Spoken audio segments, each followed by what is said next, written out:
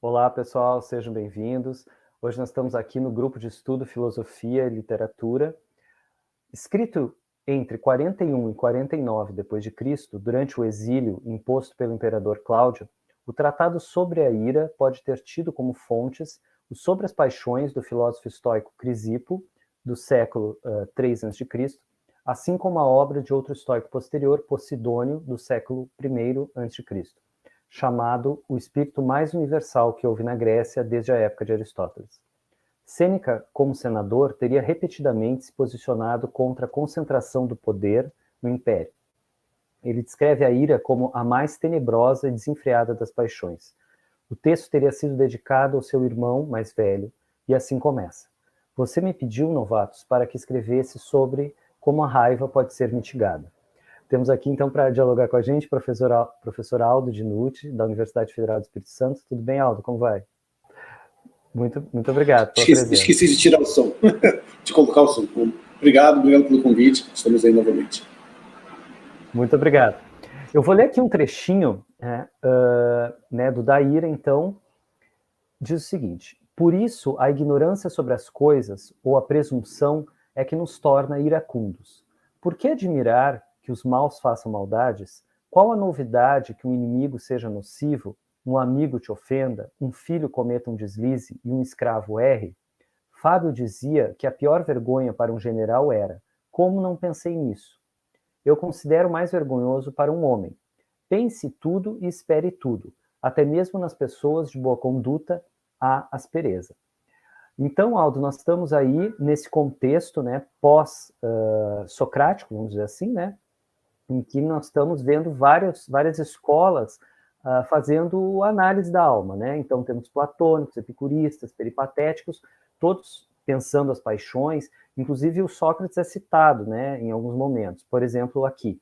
Por isso que Sócrates disse ao seu servo: açoitar-te-ia se não estivesse irado. Então, o próprio Sócrates aparece, né? Queria que você falasse um pouquinho desse ambiente, por favor.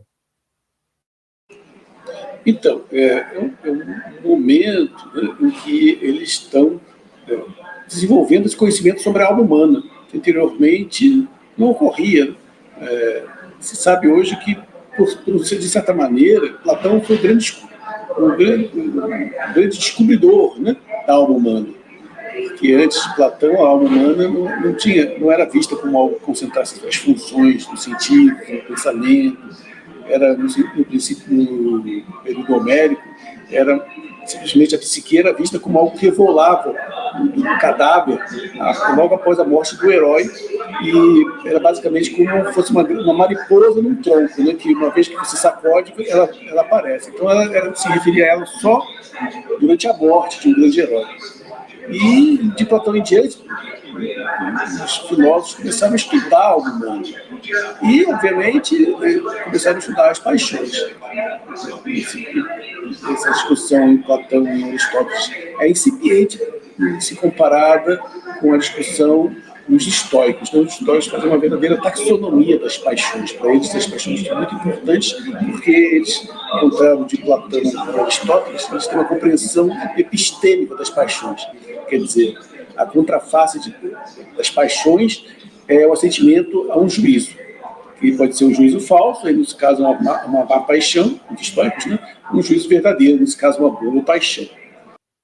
Bom, então nós estamos nessa sociedade, que é uma sociedade guerreira, né? Temos o Calígula, o Cláudio, e ele vai falar ao contrário, né? Ele está falando em autoexame, em disciplina, em exercício, em paciência. Ele, na verdade, está fazendo uma crítica cultural aí, meio escondida, como é que é? É uma boa pergunta. Eu nunca me perguntei contra isso. Na verdade, culturalmente, era sempre bom para os imperadores parecerem magnânimos, né? Tanto que nós temos aquele famoso episódio de Júlio César, que perdoa todos os seus opositores, todos não, muitos dos seus opositores, senadores, né? Que ele acaba sendo morto por eles. E temos outros episódios semelhantes naqueles que são chamados de bons imperadores. E os maus imperadores eram justamente aqueles que se deixavam vencer pelas próprias paixões, né? Então, não é exatamente uma crítica ao contexto cultural, mas seria uma crítica ao modo de ser de certos imperadores tirânicos. Isso aí já se encaixa no pensamento político dos estoicos, especialmente do estoicismo imperial, que se voltava abertamente contra esses maus imperadores, que eram passionais, que não eram republicanos, que eram perversos, né? Que não respeitavam a libertas, né? A parresia, a libertas, a liberdade de questionamento político, a parresia também, no sentido semelhante. Então, nesse sentido, a gente pode entender como uma crítica política, aos imperadores brutais, né? E passionais, como, por exemplo, como Calígula, né? Ele sofreu por causa do Calígula, especificamente. Né? Sim, obrigado. Bom, então nós temos aí um debate sobre a própria natureza da ira, né? Ele vai dizer que a ira não é natural, né? E temos todo aquele debate entre nomos e physis, né? Para o Epicuro, pelo que eu entendi, seria impossível abolir a ira porque ela é natural, intrínseca. Então, eu queria que você falasse um pouquinho o que significaria isso, que a ira não é natural. Quando os estoicos falam de algo é natural ou é não natural, eles querem dizer estritamente que é racional. Então, o que eles estão dizendo aí é que a ira não é racional, certo? Então, não que não ocorra naturalmente. Inclusive, o Epiteto faz a distinção de catafíssim, que é segundo a natureza, e physios, que é naturalmente. Então, algumas coisas ocorrem naturalmente, mas não são segundo a natureza. Ocorrem corriqueiramente, né? Mas não são segundo a natureza. Então, nesse sentido, a ira seria uma paixão corriqueira, que ocorre inúmeras vezes, mas o fato dela ocorrer inúmeras vezes não a torna racional, nem desejável, nem nenhuma dessas coisas. Certo? Isso porque, para os estoicos, a fonte número 1 é a racionalidade, né? E não a sensibilidade, como para outros filósofos. Isso aí vai ser matizado, e já é matizado em Sêneca, de Posidônio em diante, né? Porque Posidônio vai reconhecer uma potência, uma capacidade irracional da alma humana, pela qual os humanos buscam o reconhecimento, buscam o prazer, evitam a dor. Mas, igualmente, isso ele vai seguir mais uma vez os estoicos, isso não torna as paixões segundo a natureza. E, no sentido estoico, não torna as paixões racionais. Certo? Então, ocorre naturalmente, nós temos uma capacidade natural para sentir esses impulsos, esses pré-impulsos, né, passionais, porque toda paixão vai defender, em última análise, do sentimento, mas, apesar disso, essas paixões não são intrinsecamente racionais, não são racionais. Não são segundo a natureza nesse sentido. E esse conceito de natural também não, de razão não é o iluminismo, né? Não estamos falando do empirismo do século XIX, né? É uma mistura de, como é que é? Ar e fogo?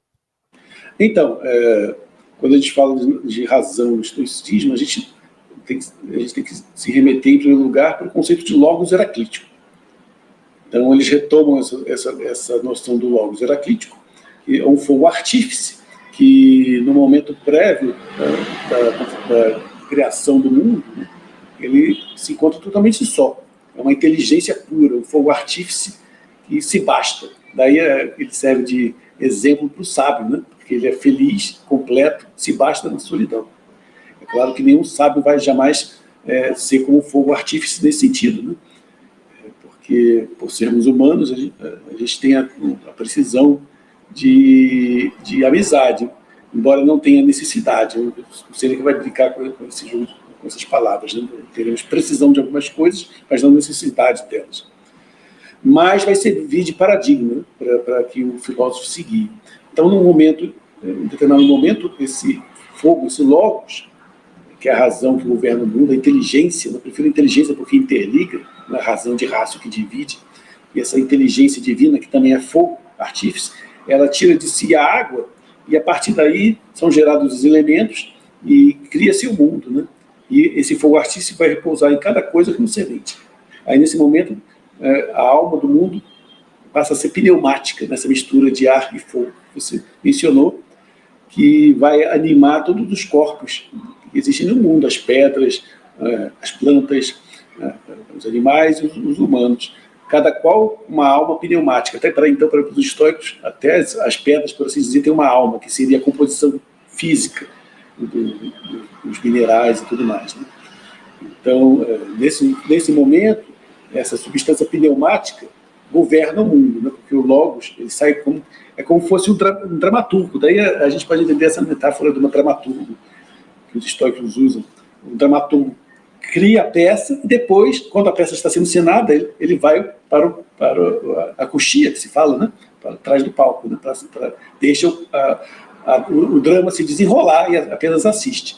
E ele só volta novamente à tona ao final da peça, né? No momento da conflagração, quando o universo está envelhecido, né? Porque o universo, nesse sentido, é como um animal com corpo e alma, e a alma do animal é o somatório das substâncias pneumáticas de todas as coisas que existem. Então, ele precisa ser renovado. Então, o fogo que estava adormecido como semente em cada coisa, estava na coxia do espetáculo, né? Ele incendeia tudo novamente e o mundo se reduz mais uma vez a ele mesmo e ele compõe um novo drama. O drama se repete e a peça se repete. Demais, incrível. Tudo misturado, né? Metafísica e tal. Bom, aparece muito, né? Passa muita impressão que ele está falando também do efeito social da ira, né? Porque ele está falando também de relações, né? E eu fico fazendo fico tentando entender que esse refrear da ira teria alguma coisa a ver com o princípio da lei, né? E hoje, por exemplo, a gente vê que o Estado, talvez, ele possa barrar alguns abusos, né? De poder e tal. Então, eu queria que você falasse um pouquinho dessa questão social, né? Porque ele é muito preocupado com a comunidade, de certa forma, né? Exato. Partindo dessa última frase sua, para os estoicos, o cosmos é como uma cidade. E essa cidade é uma comunidade, é uma koinonia. Então, a cidade humana é um reflexo, né, imperfeito da cidade cósmica. Eu vou enfatizar isso porque há esse erro comum que alguns comentadores cometeram, de dizer que os helenistas não pensam em política, que política só pensava Platão, porque quando cai a polis, não há mais por que pensar em política. Isso é um grandíssimo erro, porque a política continua para além da polis, né? Política imperial, né? Política do helenismo, política romana e por aí vai. A política não termina de forma alguma, né? Porque temos todo aquele jogo dos senadores e tudo mais, né? Então, eles continuam discutindo politicamente essas questões. E Platão, Sêneca, ele é herdeiro de Posidônio também num sentido, que é a doutrina da Era de Ouro. Esse é um ponto que o meu aluno Joelson Nascimento desenvolveu no doutorado dele, agora já é doutor, né? Que nós estávamos investigando, que é o seguinte: os estoicos, de Posidônio em diante, pelo menos, o mundo tem uma Era de Ouro, uma Era de Prata, uma Era de Bronze e uma Era de Ferro. A Era de Ouro seria como o Jardim do Éden, sabe? O humano ele vive no estado ideal, o universo é jovem, o humano ele não tem vícios, porque vive ao dia, né? Ele não acumula capital. O Sêneca é um dos primeiros a falar sobre o efeito daninho da acumulação de capital, né? Então, o humano ele vive de caça e coleta, não acumula capital e não tem, portanto, espaço para vícios. Então, ele é virtuoso de modo forçado, por assim dizer. E, nesse momento, como ele é virtuoso, não há necessidade da filosofia, certo? Mas o mundo vai envelhecendo. Lembra que eu falei, né, que é um animal, né? Então, ele vai envelhecendo. E, quando o Sêneca fala, ele fala na perspectiva da Era do Ferro, né? Do pior momento da humanidade, né? No momento em que a violência passa a ditar suas normas, e os vícios abundam por causa da acumulação, certo? O desenvolvimento técnico permite a criação de novos vícios, como a gente vê hoje em dia, né? As drogas variadas, né? A internet, tudo isso nos dá a oportunidade, né? de desenvolver vários vícios, né? E novos vícios que seriam totalmente inéditos, impossíveis há um século atrás, por exemplo. Você não podia estar viciado em ver internet há um século atrás, por exemplo, ou nada do gênero, e nem em drogas sintéticas e por aí vai. Então ele fala a partir dessa visão do homem de uma era de decadência, uma era na qual a filosofia se torna necessária justamente porque o mundo está velho, o mundo está decadente, e os deuses percebem isso, né? E dão para o humano a filosofia como fosse um remédio, um fármaco, para ele combater, remediar, né, essa velhice do cosmos, essa inevitável lassidão, essa inevitável decrepitude cósmica. Então nós que somos seres da decrepitude cósmica, precisamos da filosofia como para remediar essa decrepitude que ocorre não só no cosmos, mas em nós mesmos. Sim, então tem esse efeito comunitário também, né? No livro 1, né, ele vai debater entre várias coisas o que seria, né, a raiva e tal, mas ele tem uma frase interessante, que alguns acham que a ira pode ser usada como uma arma, né? Ele diz Aristóteles que algumas paixões, se faz bom uso delas, são armas, né? Então eu queria que você falasse um pouquinho dessa questão da ira moderada e de como isso aparece em outras filosofias. Aristóteles separa a paixão, né, da razão. Então, enquanto os estoicos fazem uma conexão, uma íntima conexão, estabelecem uma íntima conexão entre ambas. Então, não é surpresa que, para Aristóteles, seja possível essa ideia de uma moderação da ira. Mas, do ponto de vista estoico, não é. Porque a ira, ela é resultado do assentimento a um falso juízo. E qual é o falso juízo? O juízo de que é necessário se irar. O juízo de que é necessário se vingar. Por exemplo, Hitler, né, ele fez justamente isso. Ele evocou a ira contra os judeus na Alemanha para começar o Holocausto. Então, a ira, por si mesma, é uma força irracional.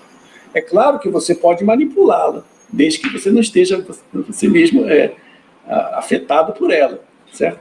Você pode manipular as pessoas, você pode evocar a ira na alma das pessoas, você pode conduzir as pessoas à ira, à revolta, mas isso não faz das pessoas senão massa de manobra, certo? Então, eu não vou nem entrar em política internacional, mas a gente está vendo que maravilha que os americanos estão fazendo em prol do mundo agora, né? Certo? Quer dizer, isso não tem nada a ver com a justiça que eles pregavam, certo?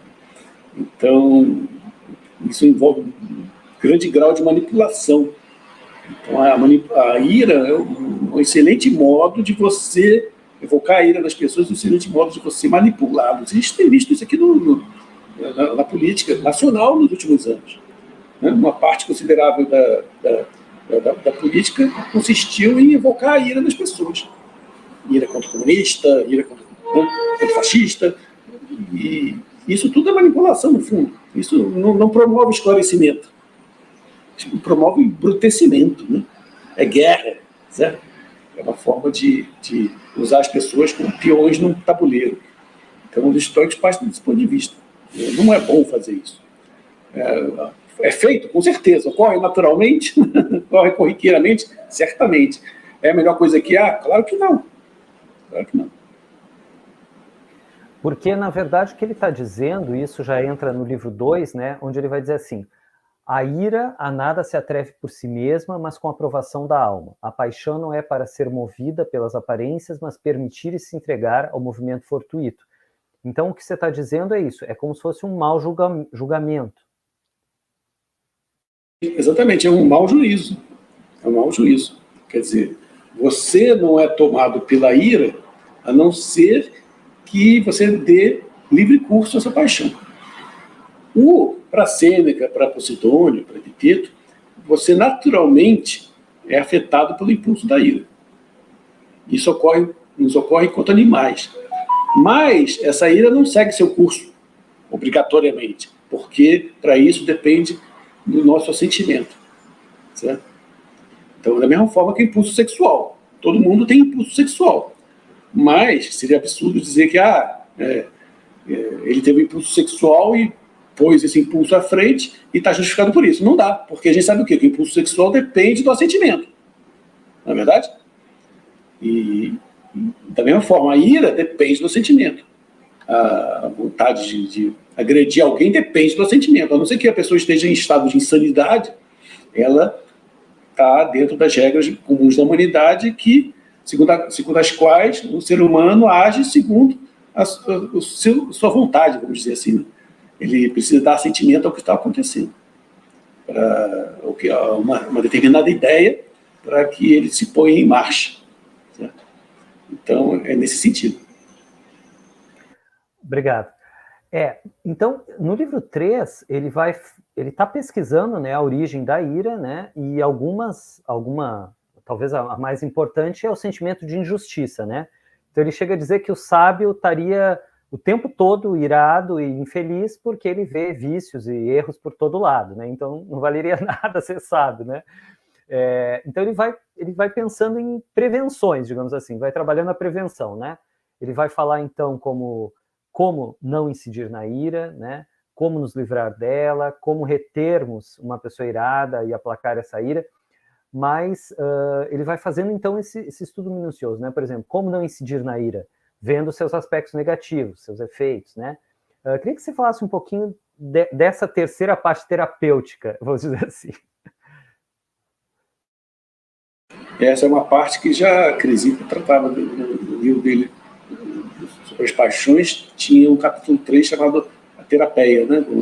A terapêutica, que era uma parte que tratava justamente dos remédios, né, para você curar as paixões. E o Sêneca vai na mesma direção.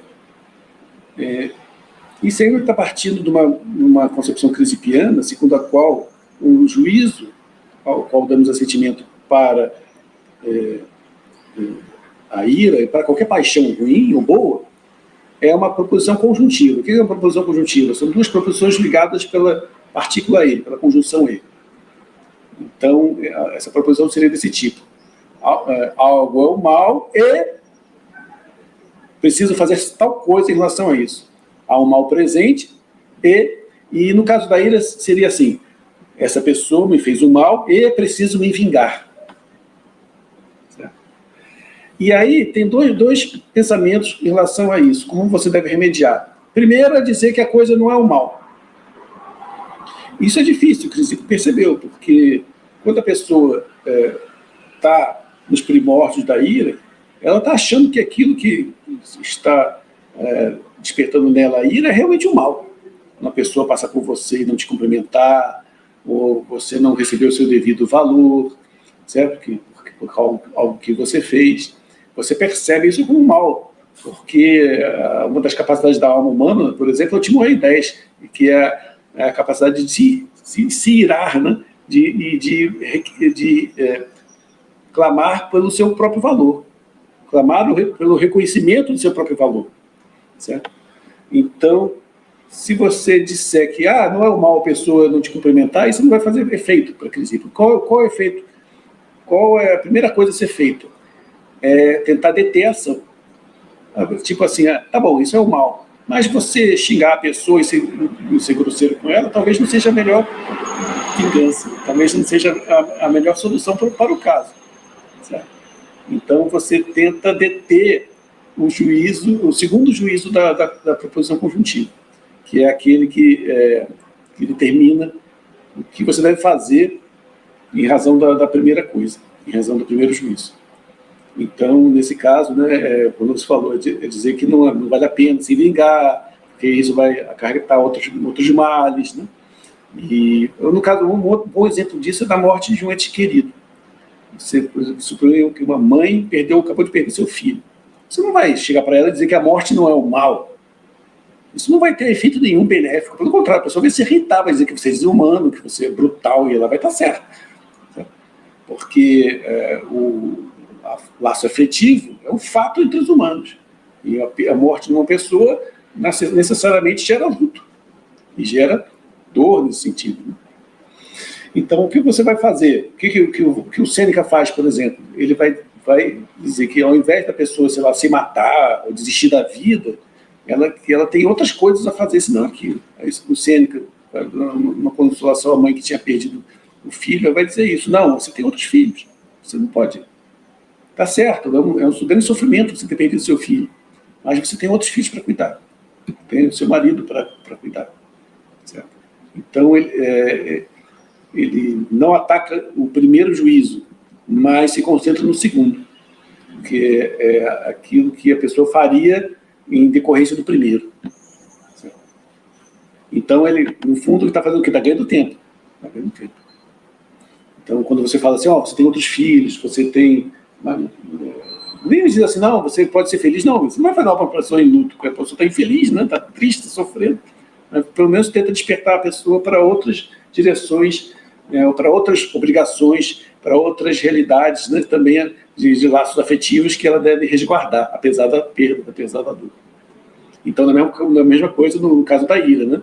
Ele não se ataca diretamente o juízo da ira, segundo o qual uma coisa, segundo o qual se sofreu uma injustiça, mas se ataca aquilo que a pessoa pretende fazer sob o domínio da ira em relação a essa suposta injustiça.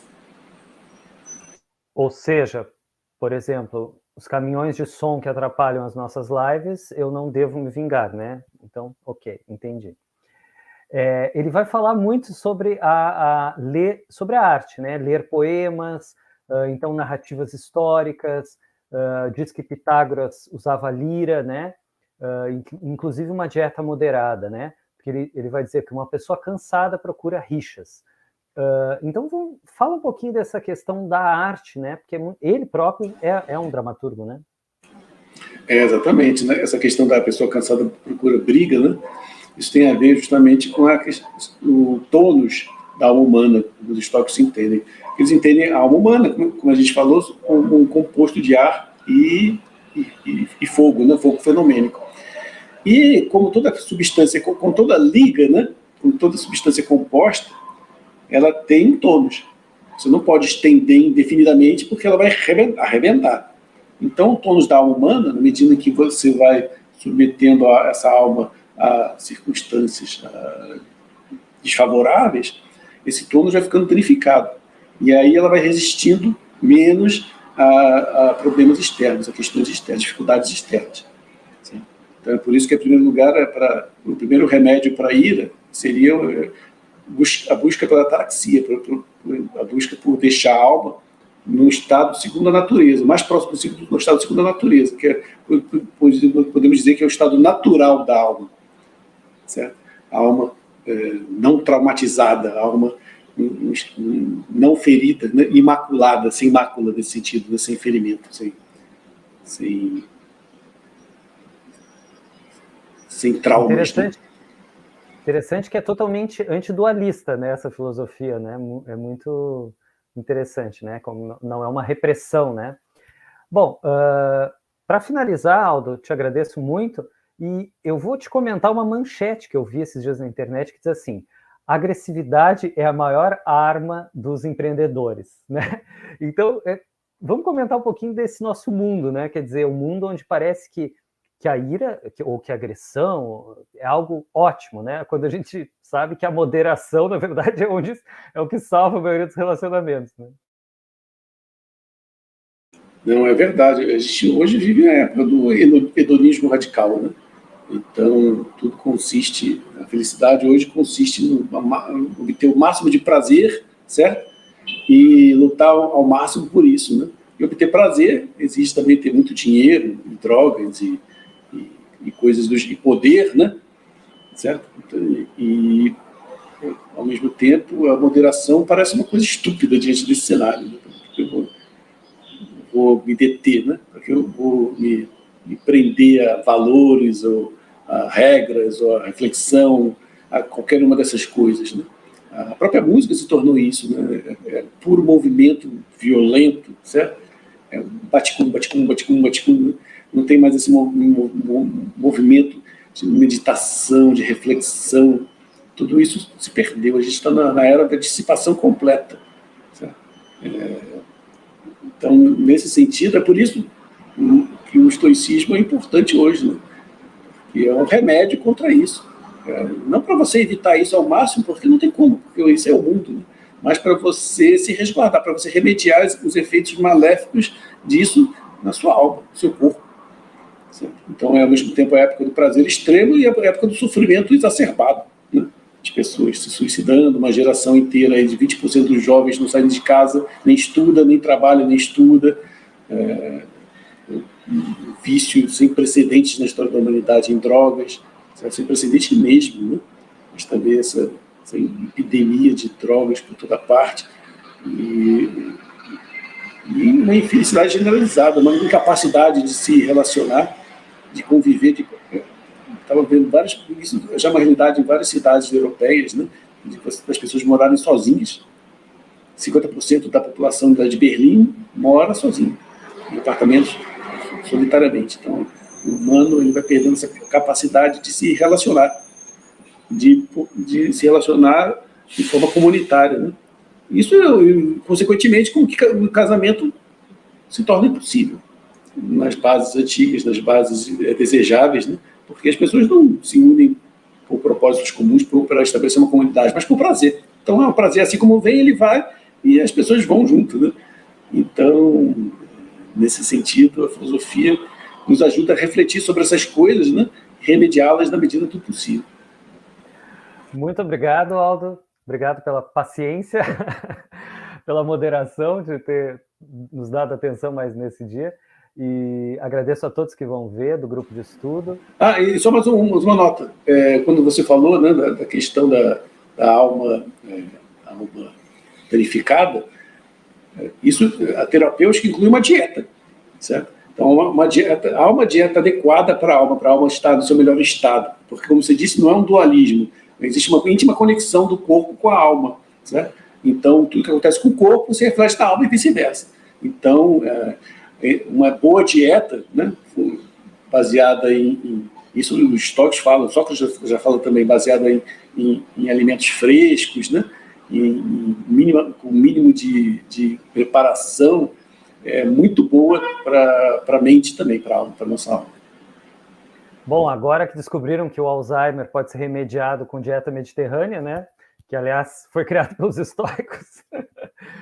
Bom, Aldo, muitíssimo obrigado, viu? Um prazer estar aqui com você mais uma vez e agradeço a todos que vão assistir aí no futuro. Uma boa noite, obrigado.